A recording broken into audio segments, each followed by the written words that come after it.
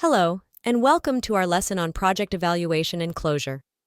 In this segment, we'll continue discussing project closure. One of the final activities of the project team after the project has been closed out and the system made operational is to perform a formal evaluation. The final summary evaluation allows project and company management to learn from its mistakes and successes in the project. Project summary evaluation reviews and assesses the performance of the project team and the end item. The purpose of the review is to determine and assess what was done and what remains to be done, not to find fault or pass blame. Two forms of summary evaluation are the post-completion project review and the post-installation system review. The post-completion project review, also called a postmortem, is a summary review and assessment of the project. It is conducted by the contractor immediately after the end item system has been implemented and the project closed out, early enough so project team members are still around and available to participate and their memories fresh. Post-completion reviews are part of the process to continuously improve future projects through experience gained from completed projects. The post-completion project review should review initial project objectives in terms of technical performance, schedule, and cost, and the soundness of the objectives given the needs and problems the system was supposed to resolve. Changes in objectives and reasons for changes, noting which changes were avoidable and which were not. The activities and relationships of the project team throughout the project lifecycle, including the interfaces, performance, and effectiveness of project management.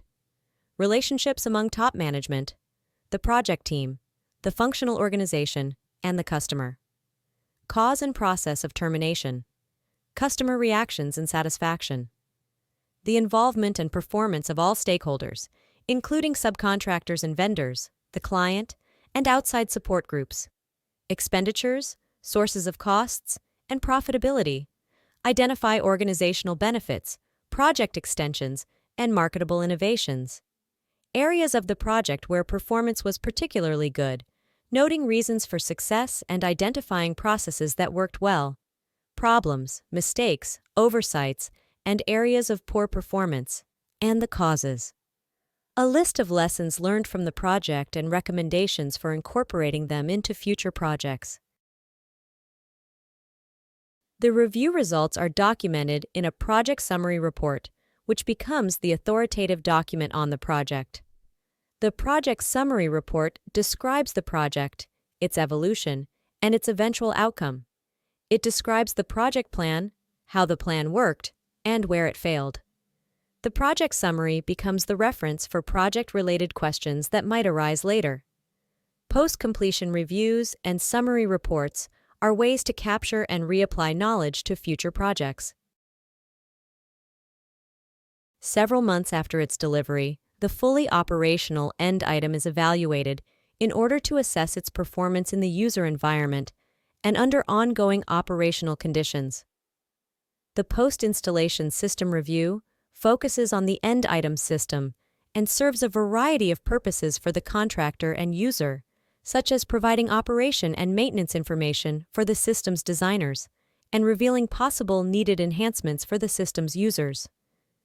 Based on the original user requirements, the post-installation system review attempts to answer the following questions. Now that the system is fully operational, is it doing what it was intended to do? Is the user getting the expected benefits from the system? What changes to the system, if any, are necessary to better fulfill the user's needs? The results of the review are summarized in the post-installation report that describes the system's performance compared to its objectives, any maintenance problems, and any suggested possible enhancements.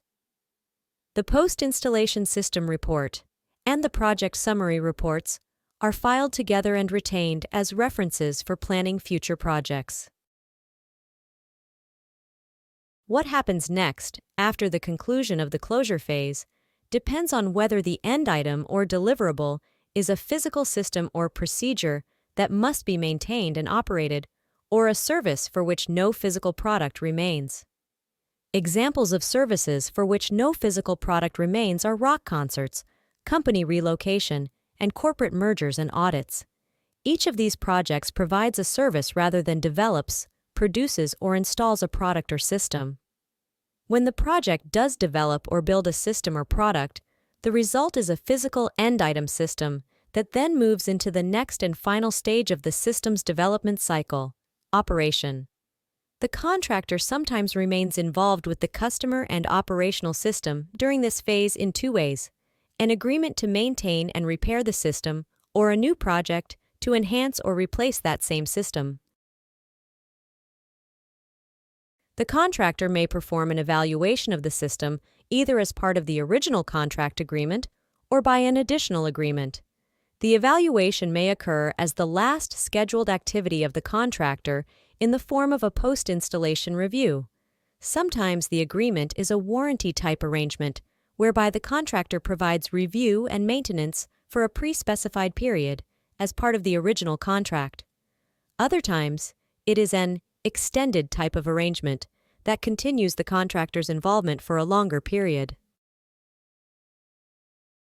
When the customer needs or desires to enhance or replace the originally contracted system, a new project emerges. There are two kinds of extensions: discretionary and essential. Discretionary extensions are requested by the user or proposed by the contractor for the purpose of improving the operation, performance, or convenience of the original project end item. The other kind, essential extensions, are compulsory. Without them, the system will cease to operate or become obsolete. Whenever the end item as originally implemented is no longer adequate because of changes in the environment or design or other deficiencies, it must be enhanced or replaced. A decision to expand, enhance, or replace a system marks the beginning of a new system's development cycle. Any extension itself becomes a project. This is the end of this segment of our lesson.